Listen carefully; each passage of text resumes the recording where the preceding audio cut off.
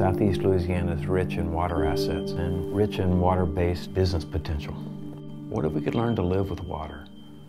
What if we unleash entrepreneurs to provide scalable solutions to sustain this delta? We start to create business. We need to utilize our assets and build our business base from these assets, chief of which now is water. We can do this.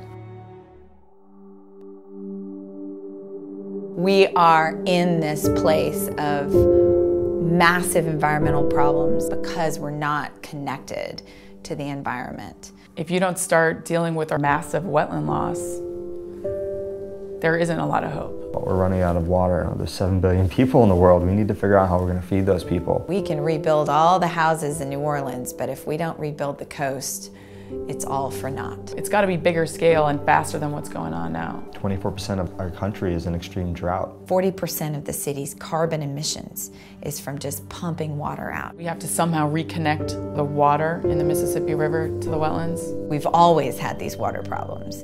This place was naturally wet. It was a cypress swamp.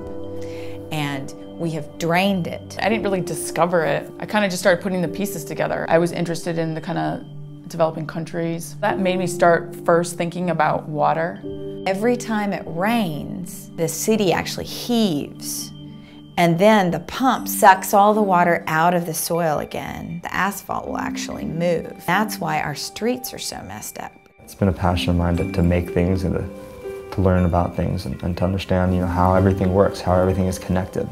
What do you do with a $5 billion deficit and wetlands that have to be restored or the city floods? I started looking at the potential for bringing in carbon funding. I'm trying to replant the city with native plants. I thought, why not grow food locally with hydroponics, not reliant on farmers who are half a world away. Having trees actually absorb that water will decrease the amount of electricity that we use to pump out water during a typical rainstorm. Sort of a natural solution. And they're talking about 2 feet of water on their street with not even a storm. You're like, this is really gonna affect people. I'm just a conduit, really, through which all these plants are trying to come back. If I don't do it, who else is gonna do it? Nothing has stopped me so far.